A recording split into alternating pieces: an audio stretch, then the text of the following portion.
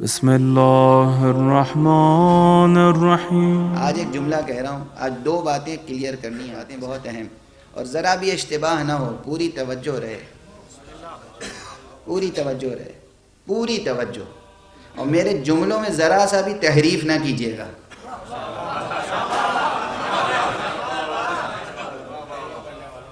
پہلی بات تو یہ ہے کہ یہ جو غیبت ہے یہ مصلحت الہی ہے، اور اصل سبب کیا ہے؟ اصل سبب بہت سی مصلحتیں ہوتی ہیں، لیکن ایک بڑا سبب ہوتا ہے، بڑی مصلحت ہوتی ہے۔ وہ بڑی مصلحت دشمنوں سے محفوظ رکھنا ہے۔ بڑا سبب، بڑی مصلحت دشمنوں سے محفوظ رکھنا ہے۔ اس کے معنی یہ ہے کہ غیب میں رکھا گیا ہے دشمنوں کی وجہ سے، دوستوں کے لیے کوئی غیب نہیں ہے۔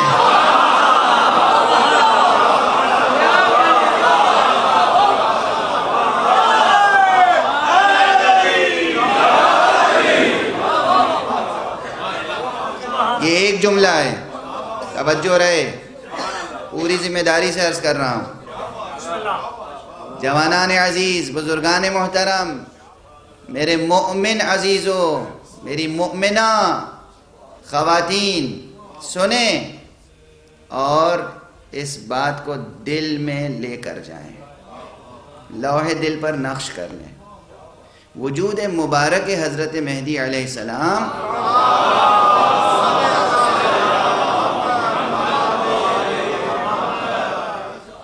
بے شک غیب میں یہ غیبت کبریٰ ہے، اس کے باوجود میں عرض کروں معاملہ کچھ اور ہے۔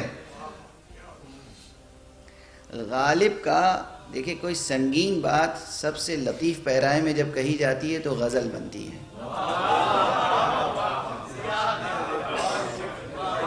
غالب نے ایک شعر عجیب و غریب کہا ہے۔ غالب فرماتے ہیں، ملنا تیرا اگر نہیں آساں تو سہل ہے، ملنا تیرا اگر نہیں آساں تو سہل ہے، دشوار تو یہی ہے کہ دشوار بھی نہیں۔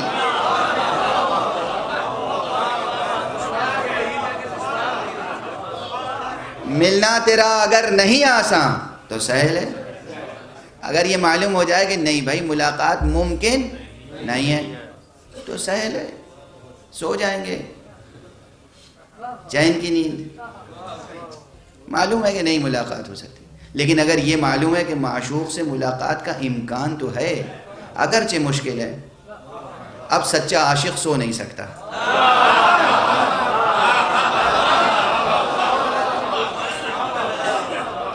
اگر یہ کہہ دیا جاتا کہ ممکن ہی نہیں ہے، آپ کچھ بھی کر لیں ممکن نہیں ہے، تو پھر آرام سے سو جاتا، یا خودکشی کر لیتا، یا سو جاتا۔ لیکن اگر یہ معلوم ہو کہ نہیں معشوق سے ملاقات ممکن ہے، محبوب سے ملاقات ممکن ہے مگر بہت مشکل ہے، دشوار ہے، اب سچے عاشق کی شان یہ ہوگی، اب نہیں سو سکتا۔ اس بے چینی کو غالب نے کہا ہے کہ دشوار تو یہی ہے کہ دشوار بھی نہیں۔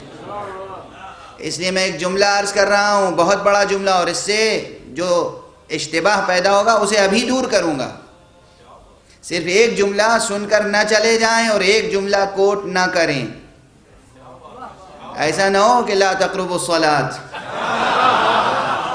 وانتم سکارا، ایسا نہ ہو۔ اس دور میں بھی مطلق پردہ تو غیروں کے لیے ہے، سچے عاشقوں کے لیے، با ادب عاشقوں کے لیے، جان نثاروں کے لیے ملاقات ناممکن نہیں ہے۔ ادب ملاقات چاہیے، ہمت چاہیے، حوصلہ چاہیے، تہذیب چاہیے، اعتماد ہونا چاہیے، فقاہت ہونی چاہیے، اور سب سے بڑی چیز یہ ہے ملاقات ممکن ہے، فیض پہنچتا ہے، امداد غیبی پہنچتی ہے، مگر سب سے بڑا ادب یہ ہے کہ جب ملاقات ہوتی ہے جس کے ساتھ تو زبان پر مہر لگا دی جاتی ہے۔ معشوق سے ملنے کے بعد کوئی سچا عاشق بیان نہیں کرتا کہ میں عاشق سے مل کے آیا ہوں، معشوق سے مل کر آیا ہوں۔ آداب عشق کے خلاف ہے،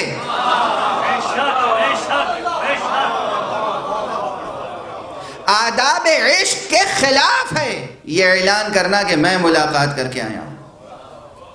اور جبکہ خاص طور پر پابندی لگا دی گئی ہو، خبردار کوئی ہم سے ملاقات کا ذکر نہ کرے، اور حکم دیا گیا ہو اگر کوئی ملاقات کا ذکر کرے تو اسے جھٹلاؤ، تردید کرو، انکار کرو۔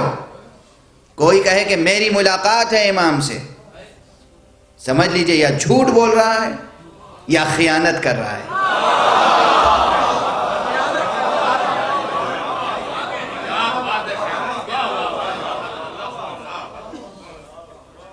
خیانت ہے،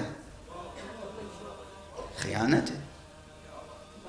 سادہ سی بات ہے، یہاں تو پنڈی میں تقریر ہو رہی ہے، کچھ ہمارے بزرگ بھی تشریف فرمائے، میں مصلحتاً نام ممبر سے لیتا نہیں، جنرل ہیں اور حضرات ہیں۔ اب ایک اسٹریٹجی ہوتی ہے، ان سے روز کا ملنے والا بھی ممکن نہیں ہے کہ برسر عام کہہ دے کہ میری تو ان سے روز ملاقات ہوتی ہے۔ جس دن اس نے اظہار کیا اسی دن اس کی ملازمت ختم ہو جائے گی۔ تم کو اس لیے تھوڑی رکھا ہے کہ تم بتاؤ کہ مجھ سے مربوط ہو۔ مصلحت کے خلاف ہے، مشن کے خلاف ہے۔ اس لیے دنیا میں کوئی بھی دعویٰ کرے کہ میں آقا سے ملتا ہوں، ملاقات ہوتی ہے، جو آپ کی حاجت ہو مجھے بتائیے، سمجھ لیجئے کہ وہ جھوٹا ہے، اسے جھٹلائیے۔ شریعت کا حکم ہے، حکم ہے شریعت کا، وہ جھوٹا ہے، کذبو، اس کو جھٹلاؤ۔ توجہ ہے، اس لیے کہ جب ملاقات ہوتی ہے تو زبانوں پر مہر لگا دی جاتی ہے، ممکن نہیں ہے کہ لب کشائی ہو جائے۔ امانت داری کے خلاف ہے، عاشقانہ آداب کے خلاف ہے۔ اس لیے ایسے حضرات کی فکر نہ کریں جو دعویٰ خود کرتے رہتے ہیں کہ مجھ سے امام سے ربط خاص ہے۔ یہ کہنا کہ ربط خاص ہے دلیل ہے کہ کوئی ربط خاص نہیں ہے۔ آپ آپس میں دیکھ لیں، جو واقعی آپ سے ربط خاص رکھتا ہوگا وہ تھوڑی کہتا پھرے گا کہ میں ربط خاص رکھتا ہوں۔ کبھی کبھی کہیں کوئی ملاقات ہو گئی ہوگی وہ کہے گا کہ میں ربط خاص رکھتا ہوں۔ عموماً یہ ہوتا ہے۔ یہ مسئلہ اس لیے اہم ہے کہ اس سے ہر دور میں کچھ لوگ مہدی بن کے پیدا ہوتے رہے، ہر دور میں اعلان کرتے رہے، ادعا کرتے رہے، دعویٰ کرتے رہے۔ لیکن یہ دعویٰ کرنے والے سب نہ مہدی کا دعویٰ کرنے والے سچے ہیں اور نہ ان سے ملاقات کا دعویٰ کرنے والے سچے ہیں۔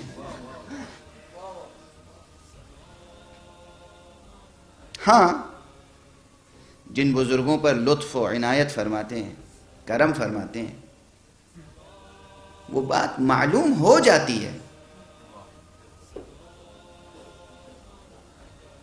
وہ دوسرے ذرائع سے معلوم ہوتی ہے۔ خود وہ جب تک زندہ رہتے کبھی نہیں کہتے کہ میری ملاقات ہوئی۔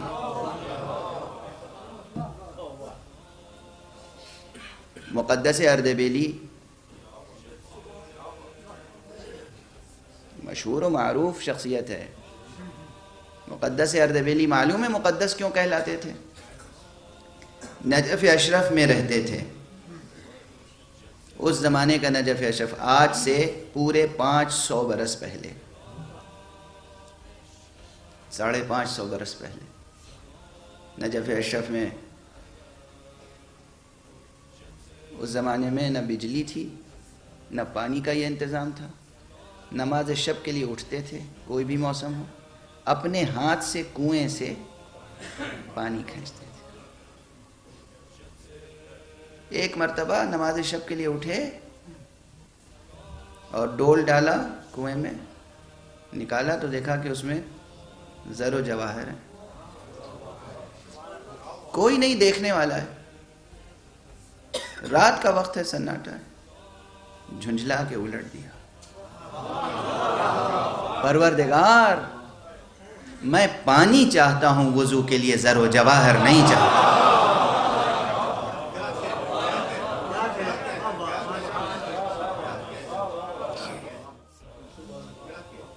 پانی چاہتا،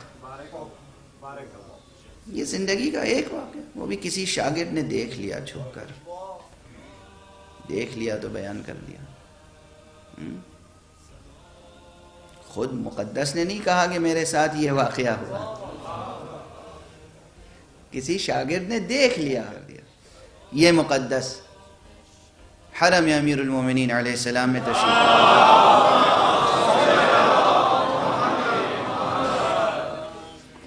ایک شاگرد، چاہنے والا شاگرد، وہ بھی بیدار ہو گیا اور وہ پیچھے پیچھے چلا، دیکھا کہ دروازے حرم کے بند ہیں، خود بخود کھل گئے۔ مقدس داخل ہوئے، زیارت پڑھی، آقا کے سامنے کچھ سوال رکھے تو قبر امیر المومنین سے آواز آئی، مقدس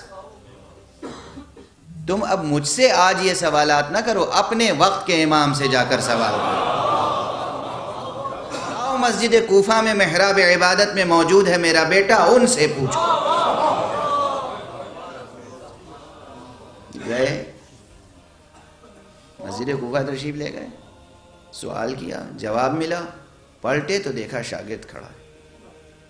تم نے یہ کیا کیا؟ خبردار، جب تک میں زندہ ہوں کبھی زبان پر یہ بات نہ آئے۔ توجہ ہے، خود نہیں بیان کیا، شاگرد کی زبان پر بھی مہر لگا، جب تک میں زندہ ہوں یہ بات زبان پر نہ آئے۔